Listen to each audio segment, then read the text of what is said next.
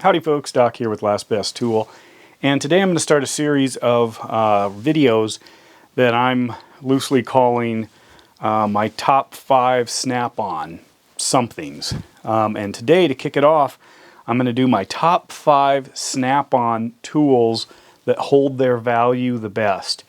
And I'm going to limit this to traditional hand tools. The Snap-on catalog's 1,000 pages.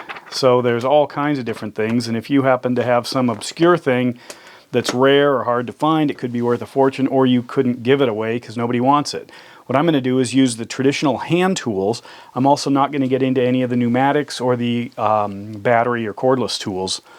So, my top 5 Snap-on tools that hold their value the best. And this is based on years of buying and selling tools and perusing the pawn shops and second-hand stores and eBay and Craigslist and Facebook Marketplace, and actually looking at what sells and what commands the high prices. So number 5 in this, the 5th one of Snap-on tools that hold their value are hammers. The Snap-on hammers, it almost doesn't matter what it is, seems to retain, I'm using this as around well above 50% of its value. In many cases with hammers, it's 75% of its value. It almost doesn't matter the condition. And then if it's a kind of unique or large, it tends to command almost retail price. And in fact, sometimes I've seen them above retail price. So my number 5 of tools, the Snap-on tools that retain their value, is the hammer. In the number 4 slot is pliers, and the more unique the plier, the better. But I will say there is one huge exception, and that is the Snap-on slip joint plier. This does not seem to maintain its value the same way as the other pliers, and most likely that's because it's a fairly common style. If you look at these, they're colorful, they're kind of a unique or proprietary design that makes them hold on to their value, often just shy of retail. And since a lot of times for Snap-on tools, they actually aren't terribly expensive. I mean, you can get into pliers at 50, 60 bucks.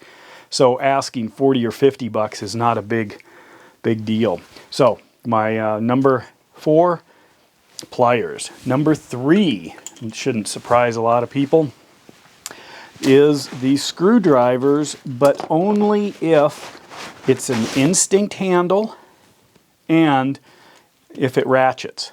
Anything that Snap-on has that ratchets seems to be basically made of gold. So these things retain quite a bit of their value. It's harder now because they're getting so crazy expensive, but still it just seems that it's almost impossible to find a used Snap-on ratchet for under about 60, 70 bucks even. And any of the instinct handles also seem to command high prices. Even if you have the exact same screwdriver shaft on a different handle, no go, not interested. But so ratcheting screwdrivers, huge. Even the old ones, the old plastic ones, probably are selling now. Not even the collectible ones, but just the old style are selling for more than they sold when they were brand new. All right. So in the number 2 spot of the Snap-on tools that holds their value, I would say it is these metric wrenches, the combination wrenches. Not SAE, that's in a different video. You can probably guess which one. But the metric combination wrenches hold their value so well, they're essentially a currency on their own. And it doesn't seem to matter what the size is. However, some of these, proportionately, you might get more for the smaller ones than the great big ones, although the people who need the great big ones are willing to pay a premium because they're not offered very often. So, in the number 2 slot of what I think are the top 5 Snap-on tools hold their value, combination wrenches if they're metric.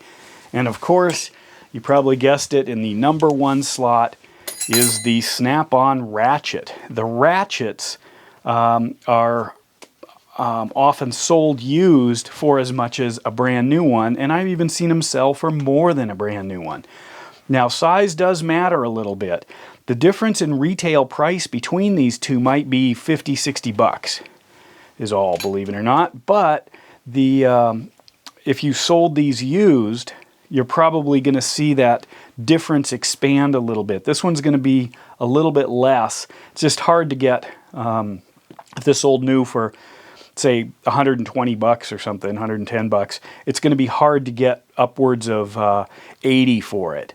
Whereas this one, if it's sold new for like 160, is going to be 130 all day long with probably 140, not ridiculous, meaning it didn't drop near as much. But the snap-on ratchets, you also need to do your homework on those, because I've seen the old 36 tooth snap-on ratchets priced at the dual 80 prices, or 72 or 80 tooth ratchet prices. So it's possible to drop a big pile of money on an old technology. And I will tell you, and I might do another tool video on dealing with pawn shops, but a lot of them will try to add the comment, well, just, if it's not working great, just take it to your Snap-on dealer, no problem. Well, the Snap-on dealer may or may not work on it, or may not sell you the parts. It depends on what it is. So just buying a used tool that's very expensive, sometimes it's worth paying a little more and getting it from the Snap-on tool dealer, and then of course you start to build that rapport with them, and they're going to handle warranty claims, even from used tools, a lot better than if you just jump on the truck and say, hey, want to swap this out for me. It's like, well, who are you? So if you get close to retail, I encourage you to head to the truck, hoping it's a nice person, and then you get way better service because you're known. But top 5 was hammers, 4 was pliers, 3 was screwdrivers, 2 was wrenches, and the number 1 Snap-on tool to hold its value is the ratchet. And with that, Doc out.